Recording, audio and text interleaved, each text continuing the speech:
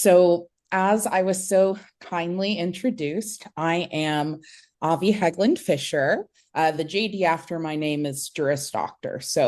I have a law degree. I don't use it too much in the traditional way, which I'll talk more about what I do, though it informs all of my work. So I am happy to join you and talk about youth and mental health. I want you to feel empowered to sort of jump in with comments. Use your little hand raises if you want. I might ask everyone the occasional question, but I want this to be interactive. If you have something similar, if that you want to bring up as I talk about things, please feel free to interject. Like I said, I have many animals in my house, so I'm used to being interrupted, and it doesn't bother me at all. Okay, so I am an instructor for the Leadership and Innovation Lab. So what we do is we work with students to sort of create and elevate and expand their projects.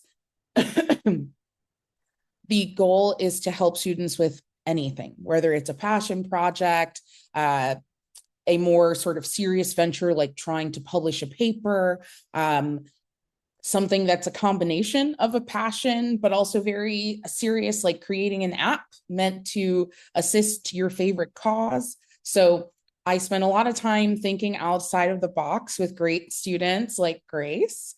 And so that is how I ended up hearing about this wonderful forum. And when given the opportunity, I was happy to contribute.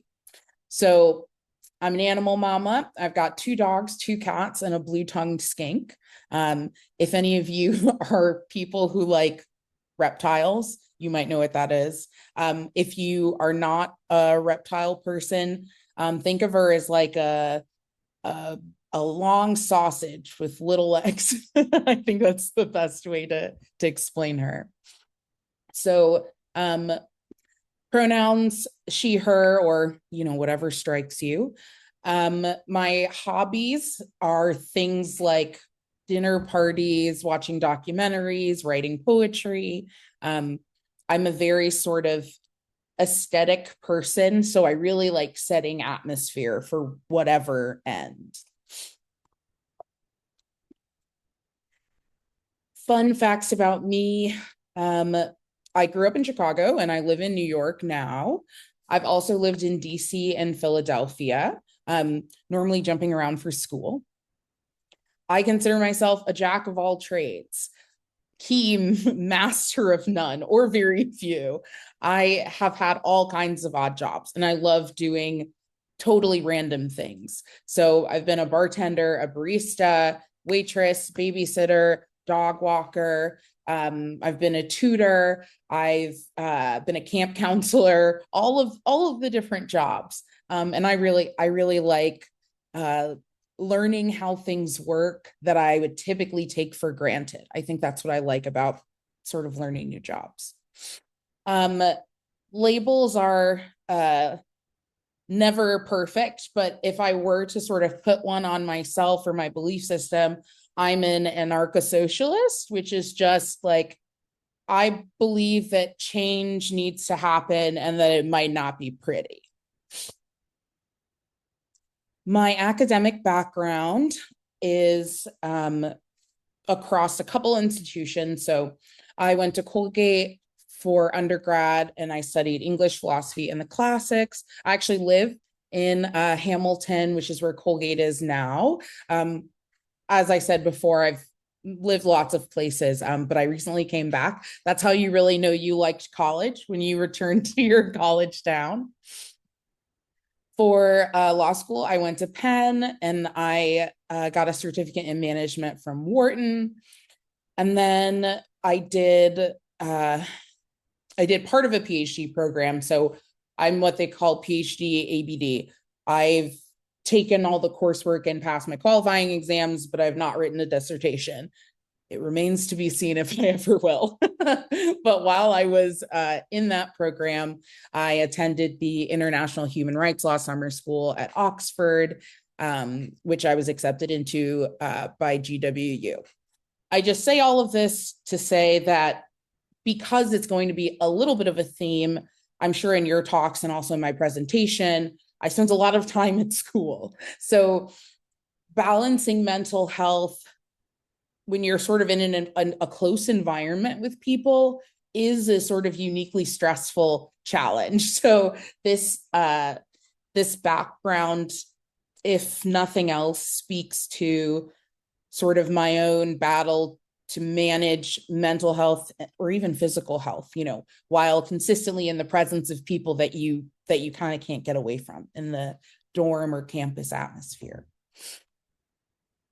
So I just want to share a couple of things with you all today. So my own mental health story, because I think putting voice to the things that we go through is how we find community and sort of self-acceptance. And then a few facts to hopefully give you some context to your own mental health journeys.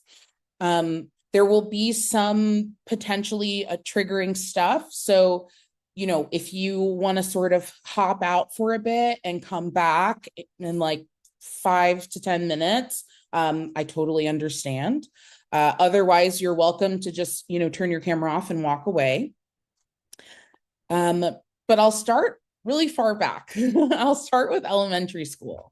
So I was a really quiet, kind of weird kid. I was homeschooled for kindergarten and first grade. So when I went to the second grade, I had a lot of trouble adjusting. I cried all the time. I was really anxious. I remember just sort of going in my head sometimes and just being so stressed out by just sort of a more complex social atmosphere, right? When you're homeschooled and you're the only kid, there's not so much being perceived. So that was kind of hard for me to all of a sudden be sharing space and being seen by all of these different people that I didn't know anything about. One of my earliest memories is the vice principal of my elementary school walking by and being like, "Why are you still crying?" Which, in some ways has like a little bit of a sitcom quality to it, but was also like, kind of stressful as a kid because you're like, well, clearly this is not my preferred way to spend my time, right? I didn't really understand at the time why she was so angry, but it did sort of teach me an important lesson, even if, not in the best way, that you have to manage your emotions when you're out in a space with other people. Now, there are degrees of responsibility to that, right? It doesn't mean that you can always be a perfect person just because you're sharing space with other people, but it gave me a good frame of reference very early on that how I felt on the inside would affect what happened on the outside. I also felt at the time that I didn't really have a support system. Now, this is a little bit putting words to something that I might not have had words for as a kid, but my upbringing was very religious and I was very sheltered. My parents were really strict. They were always fighting. So I tend to be more, how should I say, self-sustaining, more independent. Some of you might have parents that fight a lot. A lot of times you're just like, whatever I'm going through, I don't think they're going to help. Everybody told me, you're smart and you just need a little time to adjust and you would be just fine. That ended up eventually being true, but there is a lot of growing to do along the way. So I was really lucky. I had an awesome high school. So I went to Northside Prep. I don't know if there's anybody in Chicago here, from Chicago here, but it was new at the time. It only existed for, I would think, maybe 5 years before I got there. It was, big and beautiful, lots of natural light, big classrooms, all the resources you could want. I played cello. I was in school plays and, I was actively involved in a lot of creative practices. So meanwhile, I'm still the person who, cried all through like the first week of second grade, right? I was able to, function and like learn to get along just to some degree, like everyone said I would. My teachers were really kind and interesting. If I had trouble in a subject, they'd always be around for me to ask questions. I had good friends. So, all in all, the environment that I was in, sort of like the outer factors of my life, were all that you could hope for. Still, I felt really confused and sad and lost. I just never felt comfortable in my own skin. On the other hand, other times I felt totally different. I felt like I could do anything and nothing could stop me, and that everything was amazing. So I established, I would say, maybe by the time I was like 15 or 16, these ups and downs, and they were so exhausting. I just went between extreme sort of, stress and uncomfortability with just like the total opposite, just like full gregariousness, like no holds barred. Neither of those is like the best mode for all of life, right? You've got to kind of ideally be able to negotiate when it's appropriate to feel what. So they affected my ability to succeed in things that required maintenance. So once you learn how to read, at least I don't think that you can forget. I don't want to say that without knowing the research, but there are some things that you can do, and you can build skill in it and sort of lose skill, but you can ultimately always hop in at any place and start to build that skill. But things like math or physics, where it's like formulas that you need to know to then get other formulas to then do, other things, that was really hard for me because missing a day or two, or just sort of feeling really ditzy and not getting that information, really threw me off. And it always felt like my head was never in the right place. So I got through high school. I got through high school in 3 years just because I went to like a magnet program for the 7th and 8th grade. I'm sure some of you have done the same. So I was really excited to leave home for college, having sort of a tumultuous home life and, being conscious of my own sort of struggles and awkwardness at times. I just wanted to get out and start new, not have to worry about anything, and kind of have some sense of control. So I applied to a few schools the night before applications were due because my parents, fun fact about them, they have been together since since I think my mom was 12 and my dad was 15. So they went to the same college. They both just applied to one. So that was my parents' college experience. So I kind of realized the depth of a college application far too late, but I did it, and to good results. And then before I knew it, I was off to Colgate. So nothing went as planned, basically. All of that sort of freedom and control that I hoped for was nowhere to be found. So my freshman year, I developed a lot of sort of OCD-like symptoms, like, having to like check that my door was locked a bunch of times, or like, having to check my pockets all the time to like make sure I didn't leave my phone. And I got really depressed. I went to the student health center. I saw the psychiatrist. They gave me Prozac. And I had a lot of side effects. That's what happens with a lot of mental health drugs. But I felt better for a while, and then I didn't.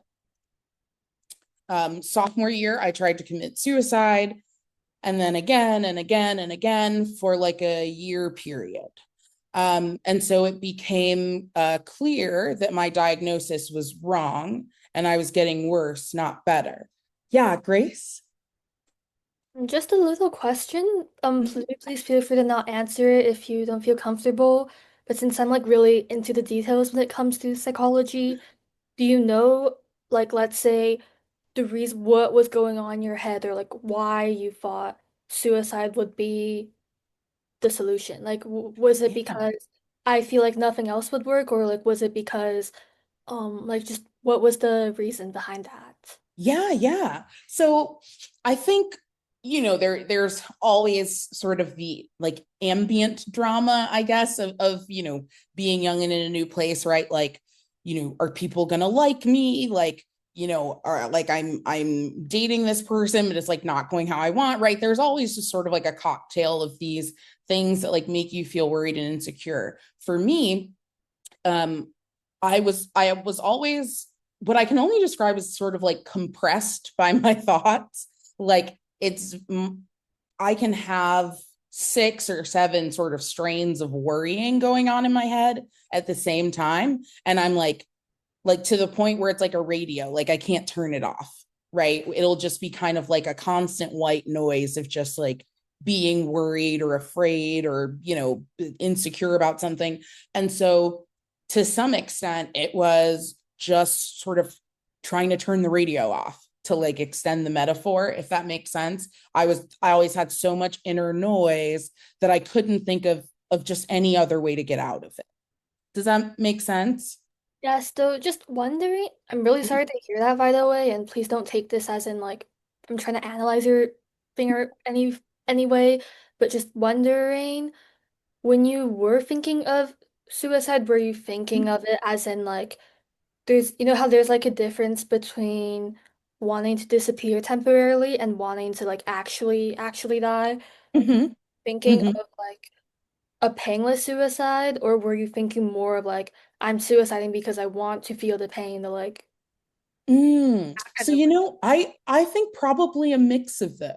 Probably a mix of those. And I mean, there was also, to some degree, sort of like substance abuse issues, just because like I was drinking, right? I was always going the sort of up and down that you get from like some people when they drink alcohol, they get really depressed, right? So the ups and downs I was already feeling were like also really exaggerated because like I was having alcohol regularly. So, you know, there are the times when I would try like, when I was sort of in that stupor and sort of just like, I mean, I guess in something in one of those instances, I guess it might not have been like a thought process that sort of led me to it, like almost more like I probably was drinking because I knew I was going to do it, if that makes sense. And then there were other times where like, I I was like very much in my head. So at one extreme or the other, it was either like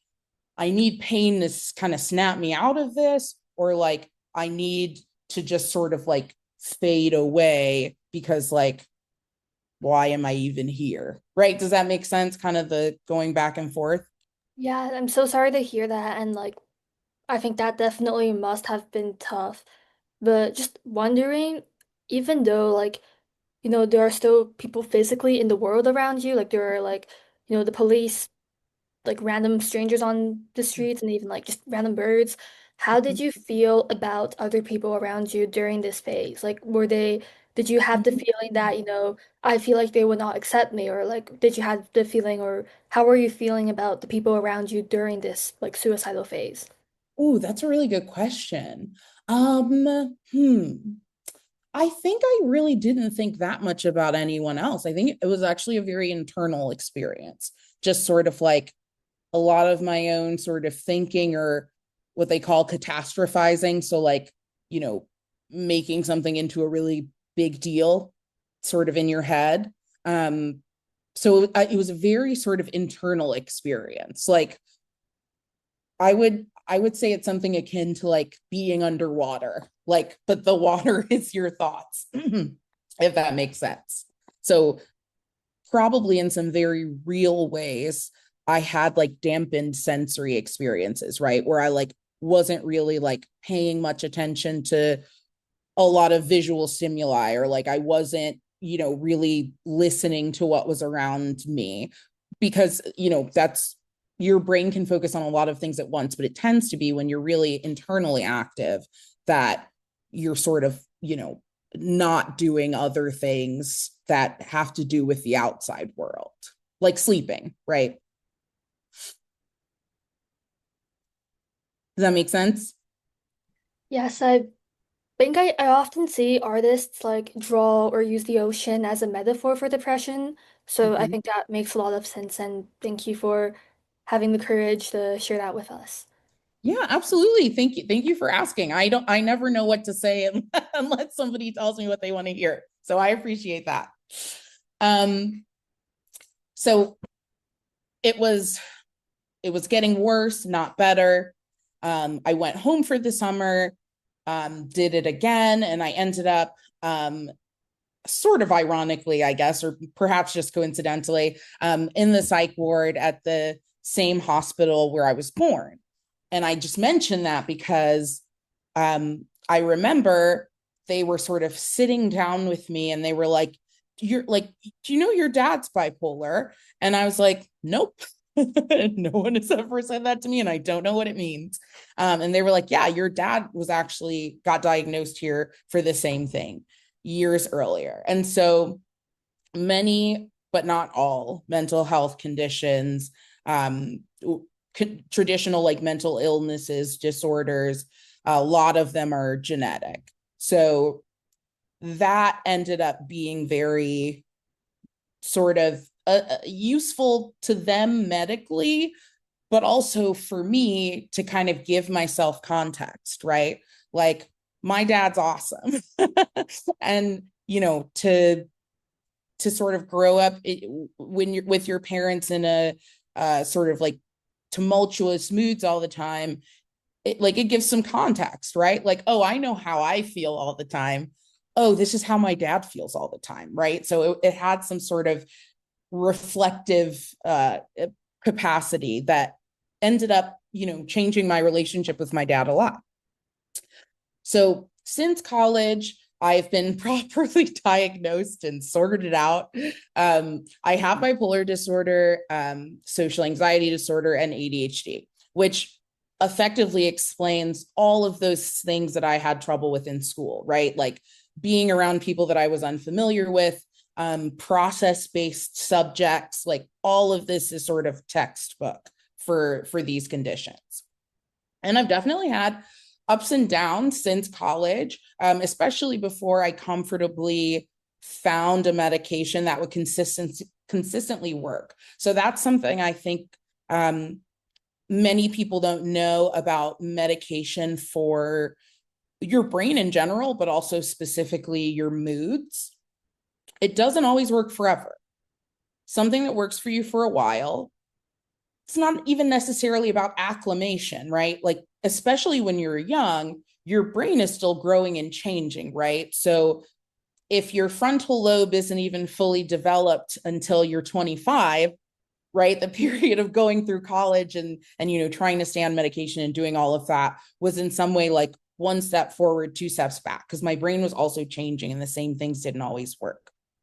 But that's true kind of for everybody, right? Whether you're neurotypical or neurodiverse, you are dealing with things inside and out at different times. And we have to try and pass through those phases, trying to protect ourselves as best as we can. So alongside some really great mental health practitioners, I figured out the best medication for me. And I've learned how to talk to friends and family about what's going on.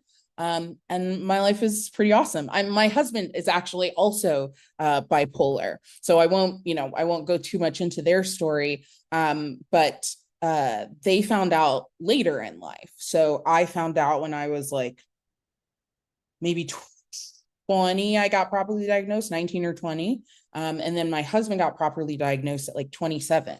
So there's a lot of everybody's journey is very different, very, very different. Yeah. Tiana? Oh, it's not me. I'm raising my hand for Sophia. I've seen her hand being Oh, raised. yeah, yeah. Great. Perfect. Hi. Oh, that was so sweet.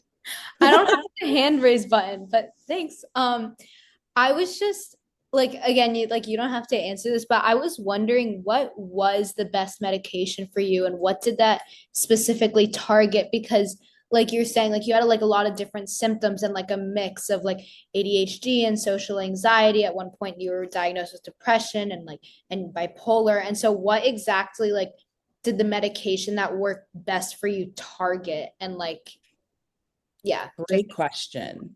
Great question. So I am the one that I am on now, actually, like kind of the main one is actually a seizure medication. So it's an off-label use, but it works for a good sort of section of people with specifically bipolar 1. So I don't really take anything for my ADHD because anything that's helps with ADHD is typically a stimulant. Like there are non-stimulants, they work for some people, they don't, but it's not great for people who are bipolar to sometimes go on certain antidepressants or stimulants, because since you're having ups and downs anyway, right? Those are the two poles.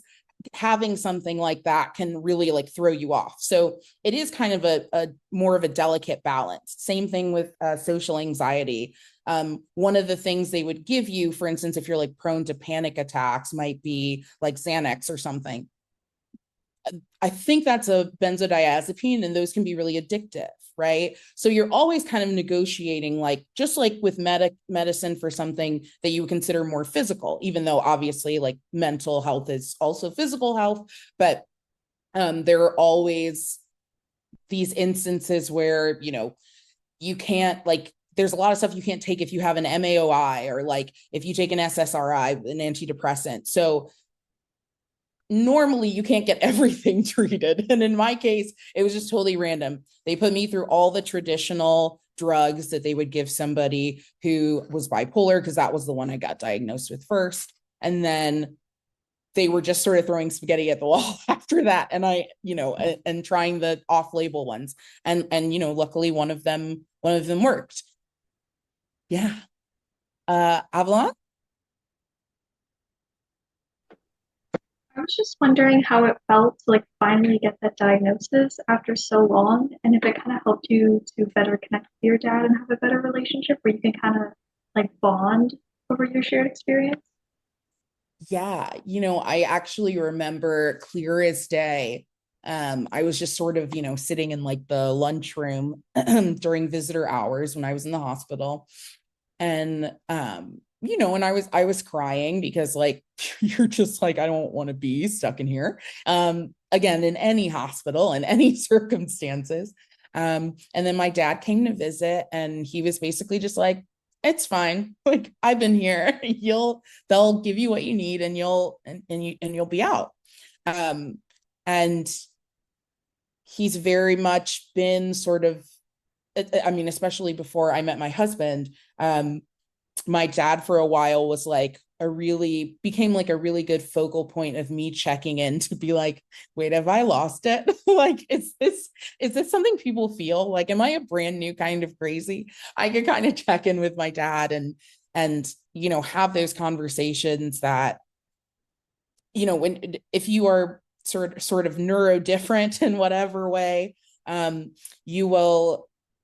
you've probably had an instance where you had a conversation with somebody and you were like, ooh, do you know when you feel like XYZ? And they're like, no, I've never felt that way before. So having my dad as someone who I could kind of ask that to, and I'll sometimes get a yes, like I actually have, right? And I can kind of laugh about it and process it instead of being like, well, I feel this intensely, so it must be this important. That was a really important connection for me to break, and having my dad as somebody who I could check in with, and sort of the diagnosis itself as a way of knowing that sometimes I was feeling incorrectly. That was just something that I had to learn, right? Because people have different temperaments and different things bother different people. But I really had to understand, like, oh, there is a range of how much to be upset about this thing, but I'm outside of it, right? Or there's a range about how happy to be about this thing. I'm outside of it. Shrupa? Hi. Hi. I wanted to ask about the medication because you said that you figured out the best medication, but you were also trying some before that. So how did you know when something worked for you and when it was like the best for you and versus like when it didn't work? Ooh, that's a great question. I suppose the simple answer is just like you feel better, right? And whatever, depending on, what is giving you trouble, those symptoms being alleviated, specifically with mental health medications, many of them were created at a time when the point wasn't for people with mental illnesses to live like a normal functioning life. It was just meant to kind of put us to sleep. Right, like lithium, a lot of the traditional drugs that if you were having like a really tough time and no one knew what else you could take, they might give you at the hospital. That kind of stuff was created at a time where it was just about subduing people, right? It was just sort of rendering people not a threat in some way. So a lot of those drugs are still on the market because they do that. And some people's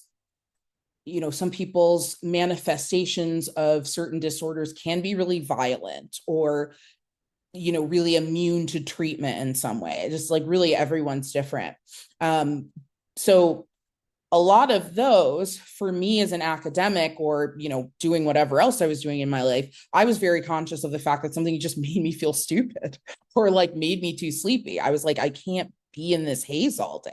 I've got to, I have to have something where I can still think.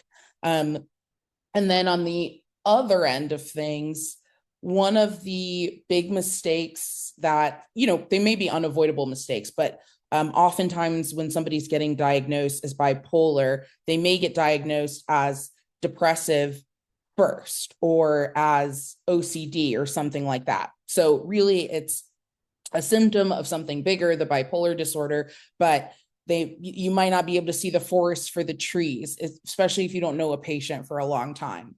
So the trial process was also based in sort of this long waiting period of like, okay, well, we're going to see if it works over 3 weeks, 4 weeks. Okay, no. Okay, well, then we'll try another one. So even if I felt right away, like, I don't like how this makes me feel, for potentially good medical reasons, I don't really know, I'm not a doctor, they make you sort of take a long time to make sure that something's going to work. And that's how some of those drugs do work. But basically, if I wasn't terribly anxious and I didn't feel terribly dumb, I was like, okay, we're on to something.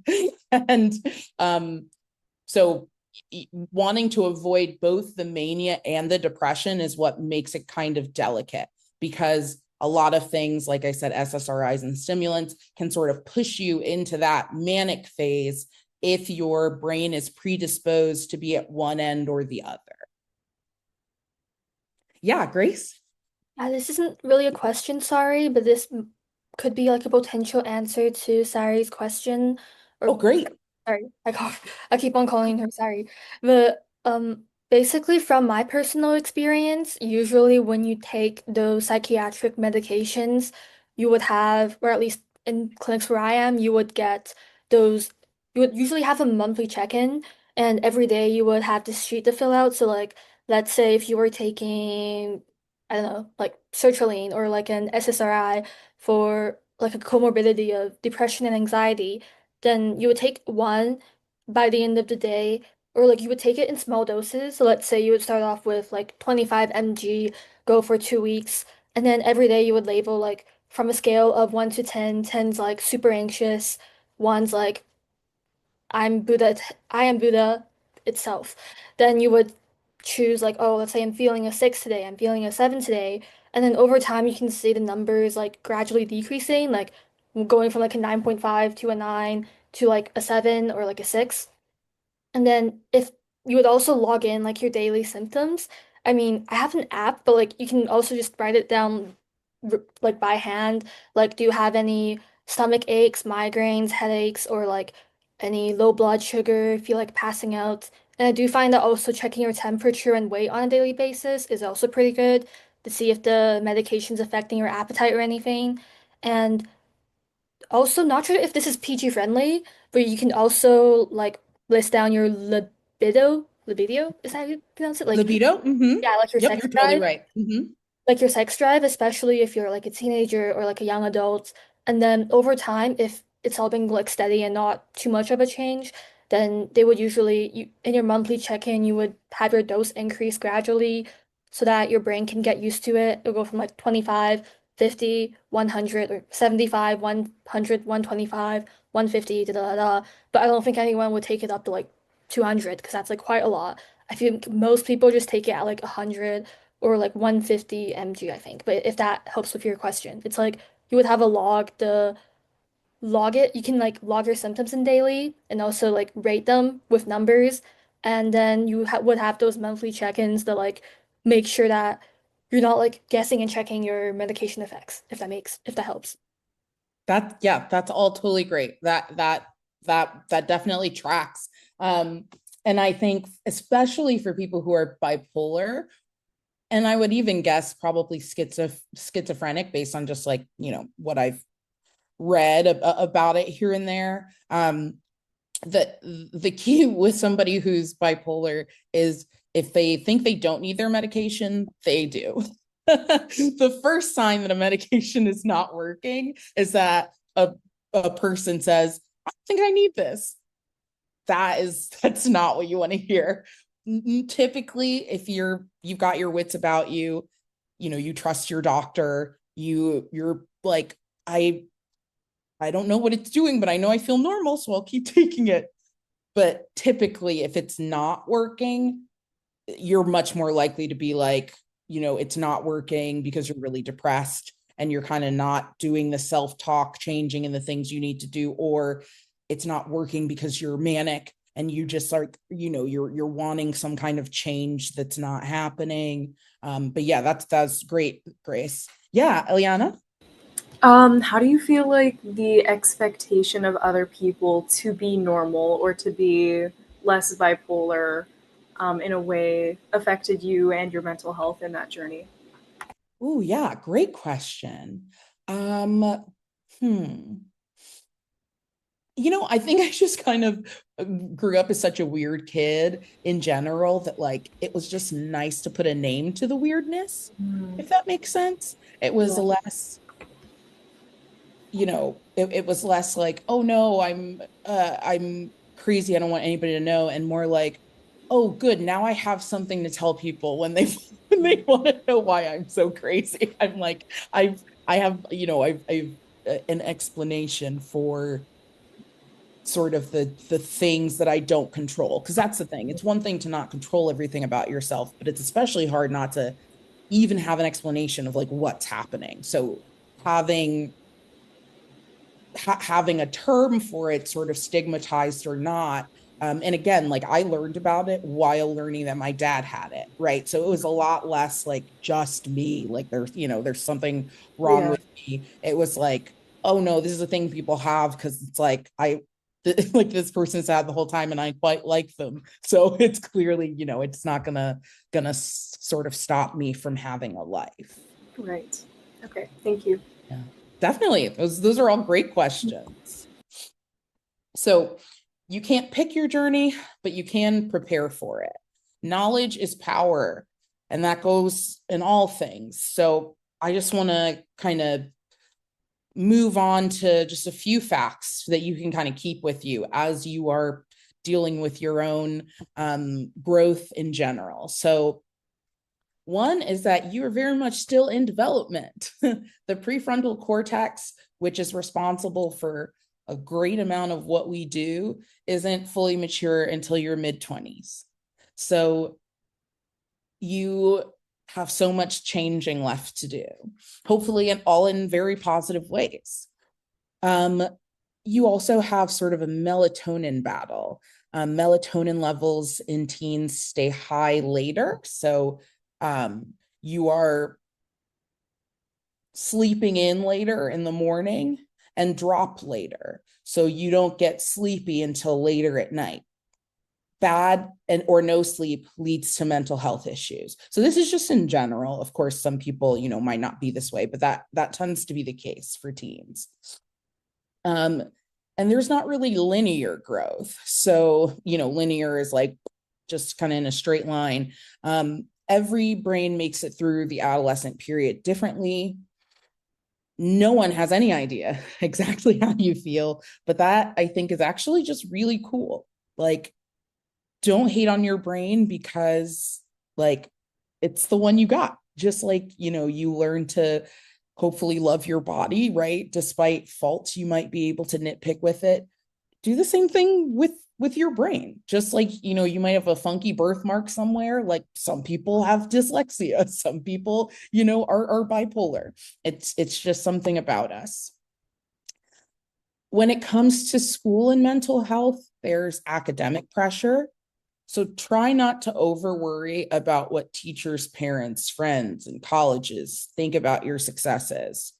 There are happy people all around you that are living wonderful lives that won't have achieved half of the accolades that you have probably already gotten. You want to reach your sort of maximum success, not anybody else's. There's also social pressure. So try to avoid over worrying about how you're being perceived or whether you belong. Everyone is different. There are parts of the world where you wouldn't like anybody. There are parts of the world where no one would like you. And that doesn't make any of you worse people, right? Society is a thing. There are norms, there are preferences, but you can think of sort of like, a magnet, right? Like you're being pressed in on all sides, right? But like you can be resistant, right? You can push things away to a certain extent. The stronger you are in sort of knowing who you are, the more you can kind of repel that pressure. And then, a lot of people are engaged in substance abuse. And so this doesn't have to be you. It can also just be someone who you're close to. Avoid taking drugs or drinking alcohol to fit in with others, seem cool, or escape difficult feelings. Ultimately, I don't think there's anything wrong with human curiosity. If you are at the point in your life where you want to try stuff out because you just want to know about it and you want to experience things, I don't think anyone can fault you for that. But it takes you down a pretty bad mental health road in general, sort of unrelated to any latent issues or tendencies if you are using it in a sort of manipulative way, not to like manipulate other people, but like, you're using it as a tool as opposed to having it as an experience. Yeah, Chanja? Okay, so hello. Hi. Okay, so I'm sorry this is like a little insensitive, No. but I'm not really like familiar with this kind of stuff. What is it like having like bipolar disorder? Because like the way I'm familiar with it, I only know this guy. His name is like Kanye West, right? I've heard like music. I'm a huge fan of him, and I've heard that I was a huge fan of him. Sorry, but I seen that he had like bipolar disorder, and he was like saying some like crazy stuff, and I was just wondering, it's like, is that just like is that just part of his disorder, or is that just like him as a person? Ooh, that's a great question. And I think psychiatrists and philosophers might have different answers when it comes to Kanye, but I think so. There are things like what they call grandiose delusions, where like you think you're God or something. That is pretty textbook if you're sort of like this unique combination of probably unmedicated, but also like empowered by wealth and celebrity, right? Most of us can't afford to pay people to tolerate us when we're just batty, right? We've got to kind of, readjust our behavior so we can continue being a part of society. I'm going to guess that the aggravating circumstances are sort of his fame in some ways, right? Because sort of seeking help and wanting more for yourself, like if there's not any, if there's no downside to you just being loopy, right? Like why would you ever want to get on a medication, right? Why would you ever want to change if you weren't losing out on anything for being the way you are? Now, when it comes to the content of someone's beliefs, I think it's inescapable that like whatever it is that you care about is going to come out in sort of when your filters are gone, right? Now, it could be something that you care about, but sort of like your relationship with that topic is like complex or complicated.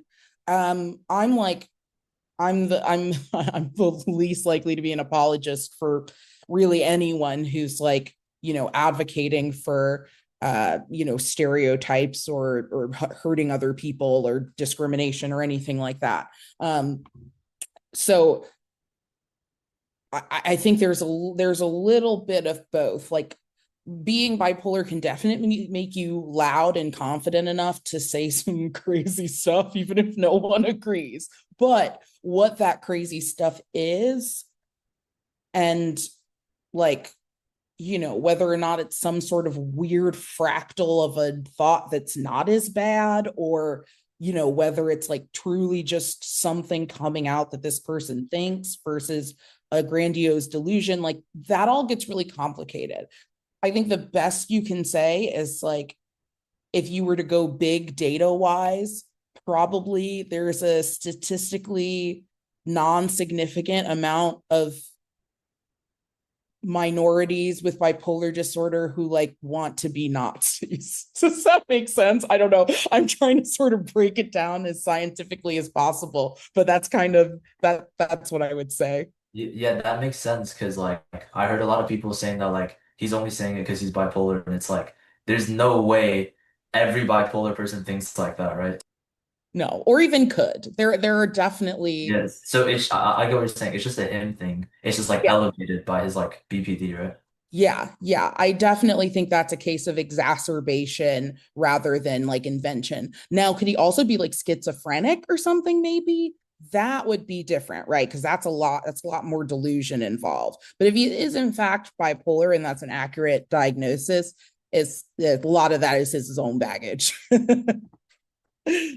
Sophie. Hi, I just want to say thank you so much for like sharing your story. And also I do have a question as well.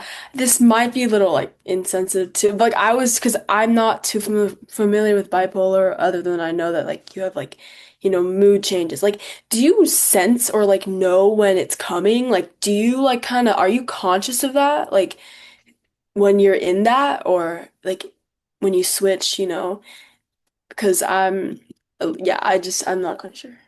Yeah, no. I so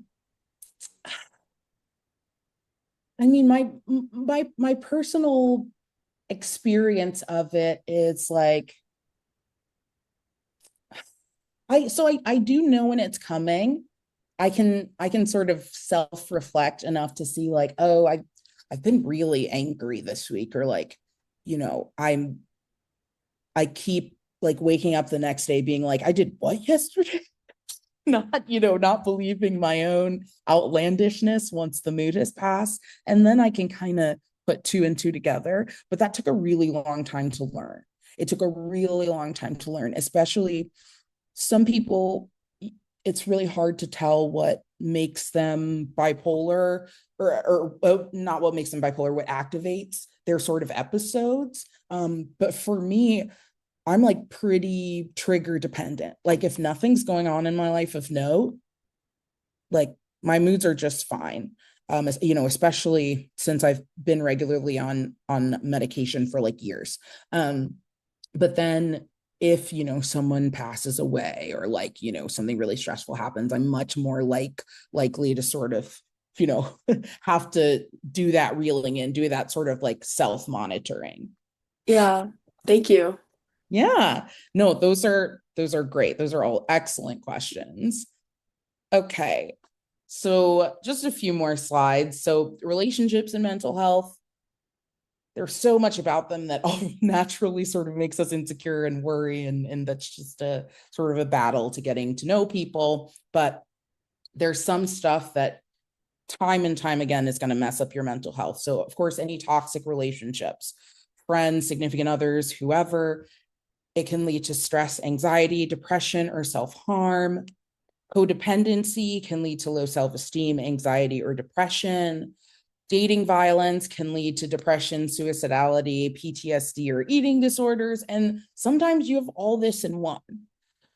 Being close to other people and being vulnerable is sometimes just a dangerous game, especially when you're young and you're not necessarily dealing with people who are mature enough to have your best interests in mind. And then there's the really nasty stuff that can mess with your mental health. So sexism, racism, queer phobia, all of this stuff has, that there's clinical evidence that these affect a person's ability to just negotiate their moods in their everyday life, especially when it's sustained and pervasive. And then timing. So 14 and a half is the peak age of onset for mental disorders. So if it seems like a lot of people in your school are having a hard time, they certainly might be. There is a lot about our very hard work, competitive society that is not good for people. There's nothing in the human biology that is meant to like give you a natural reason to work as hard as you work now to like get into a college. Like there you have no internal like measurement by which your body compels you to study for 8 hours at a time, right? You are trying a whole game that is like far beyond what your human body is able to do. It's not what your parents had to do. It's not what your parents' parents had to do. And evolution doesn't happen in 2 generations anyway. So you are kind of doing something really crazy just by participating in society as it is now. And it's important to think about the difference between health and illness when we're talking about mental health. So having poor mental health at one moment doesn't mean that you have a mental illness. Your feelings may change on certain topics. There may be, just having some sort of trauma doesn't necessarily mean you have a mental illness, right? It's something that happens to you and you have to work through it. And then some of your feelings may, leave entirely. I was a really jealous teenager. I was jealous of everything, but I'm not a jealous adult. And I didn't really work to get better at it. It just kind of passed. So the myth is you don't have a mental illness, you just want attention. I didn't do anything, you're just crazy. You can't tell people what you're struggling with or they're not going to trust you.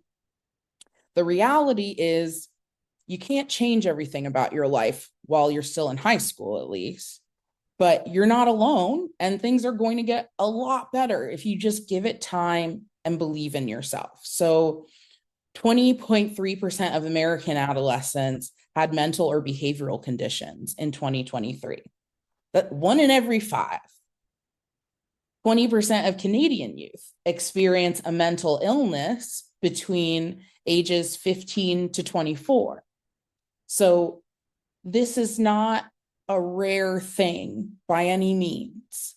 If 1 in 5 people are doing it, I think, you can't feel like there's anything, I mean, you can, but you shouldn't feel as if there's anything uniquely bad or ineffective about you. Yeah, Grace. I'm so sorry for interrupting. Like, I know we're trying to wrap up now, but I just wanted to say for the previous slide on the myths, it's that I kind of have this feeling that whenever like I try to ask someone like, "Hey, are you okay?" They're just like, "Oh, I'm like totally fine, just some like stress or school or like sleep stuff."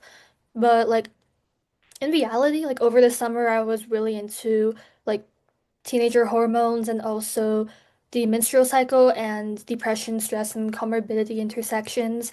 And basically, during your menopause phases, your menopause, or like even during your premenstrual phase or during your menstrual phases, like especially if you're a, sorry, that was only tailored towards the uterus and vagina users.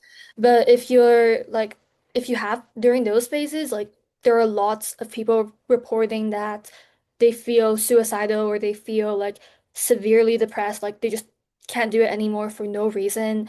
And even like me, like I sometimes just like have anger issues, like just like for no reason during my menstrual cycles, and it's just like, like it's like not because I want attention, like I'm so cool, I have like anger issues, I'm like Hulk, right? But because it's like it's just biologically there because of hormone, cortisol, and a bunch of other neurotransmitter fluctuations. So just Mhm. it's something biological that everyone has, and also boys have it too. So like don't be afraid to talk about it or like be honest with your friends when you do need help because they probably like experience it too since it is a biological thing.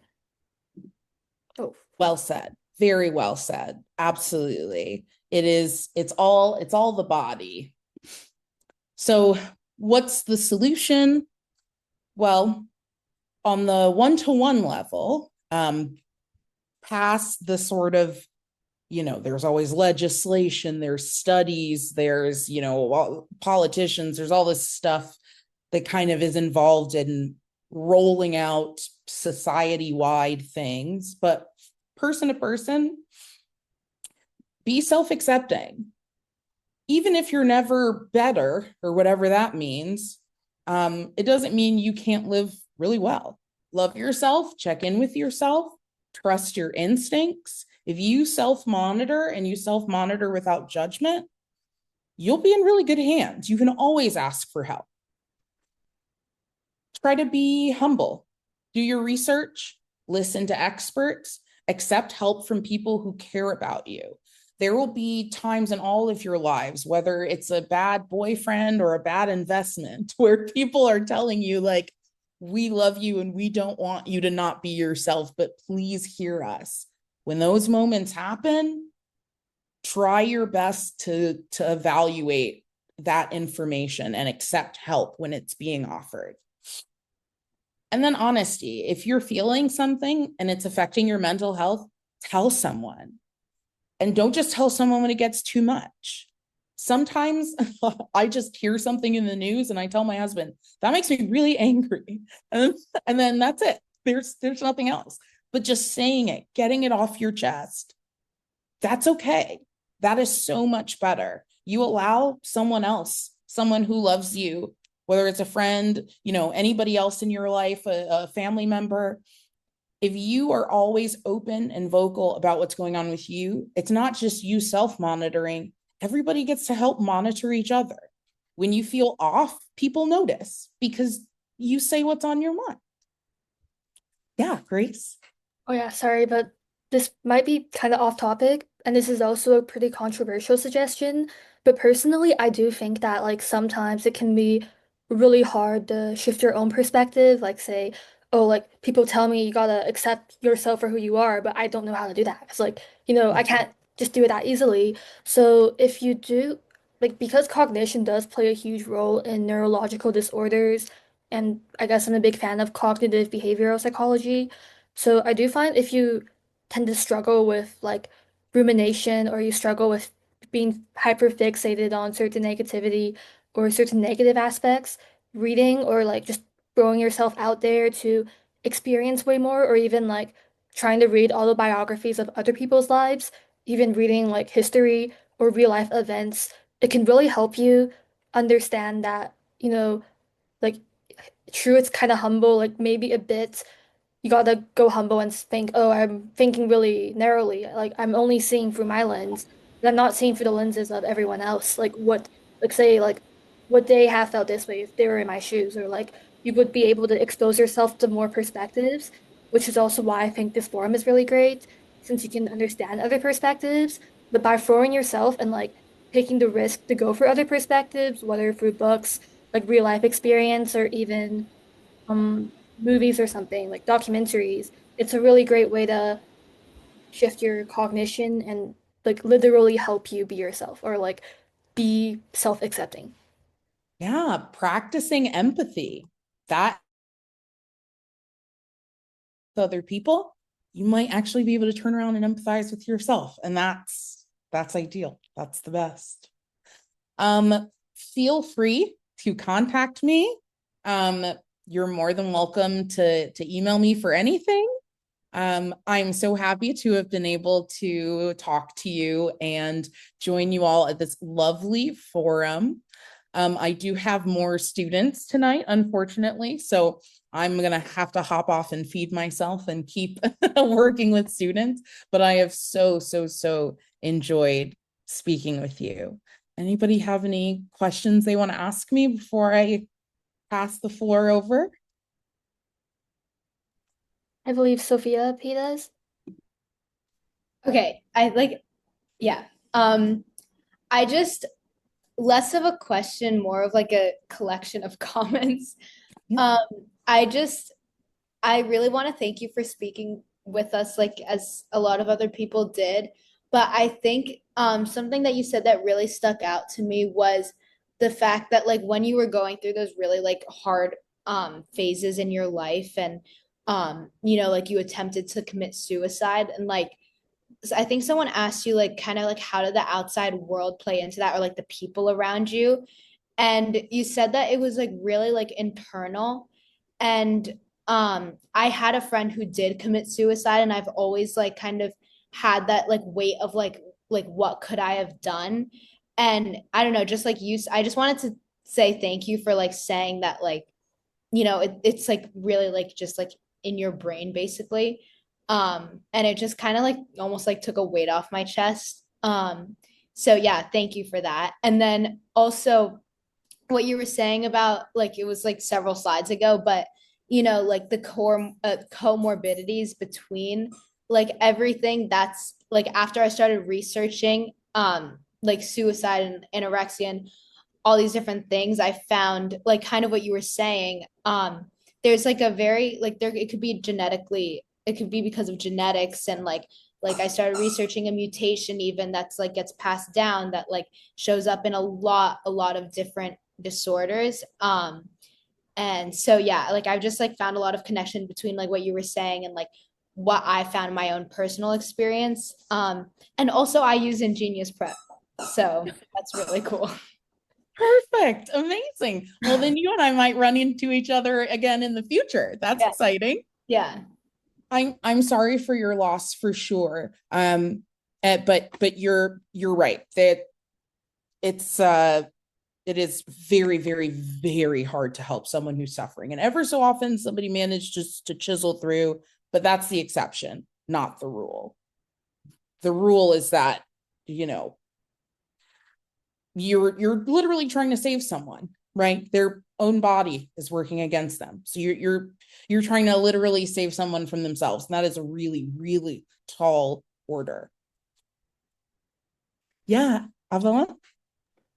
Like everyone else said, thank you so much for coming here. And also, I just want to say, I really liked your comment about sharing something, even if it's something really small, like if something bothers you on the news or you just kind of had a day that wasn't very good. Because I feel like in society, we have this expectation, almost like this pressure that you're not allowed to share something. You can only share things that are really big. So I feel like that was good to highlight that that's something that we need to change. Yes, complaining is good for you. Don't ever let anyone tell you otherwise. You want to have perspective, but complaining is good for you. Thank you all so much. Is anybody else raising their hand I can't see?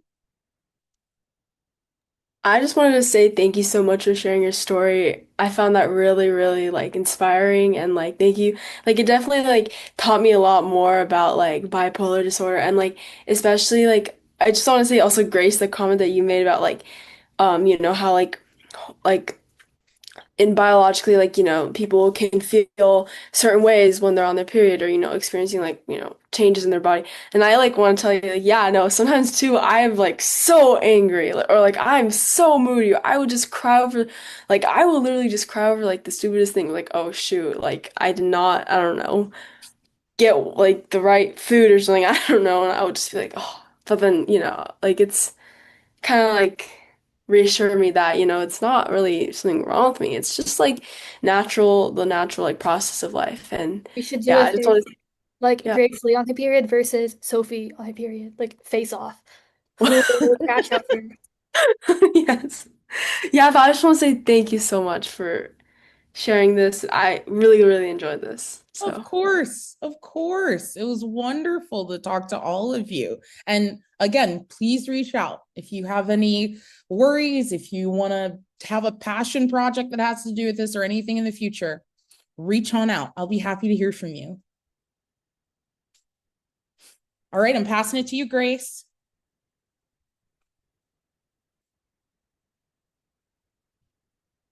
Wow, thank you so much for that presentation again.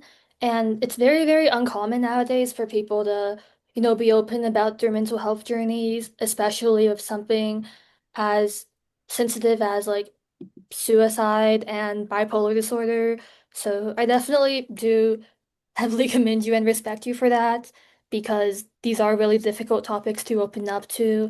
And I deeply want to thank you for taking the time to come over and share your true journeys because I feel like people tend to not talk about, the more deeper factors. People would say like, oh, my mental health story, like I was stressed about this exam or like I was like it's like they don't really open up about the deeper struggles, which can make a lot of us feel like alone. Like, oh, like I feel like I would be ashamed if I don't suffer to that degree. Da, da, da. So I'm really happy that not happy about your illness, but like have not happy about your experience, but happy that you came up to share your experience. So thank you very much for that, and please have a great evening.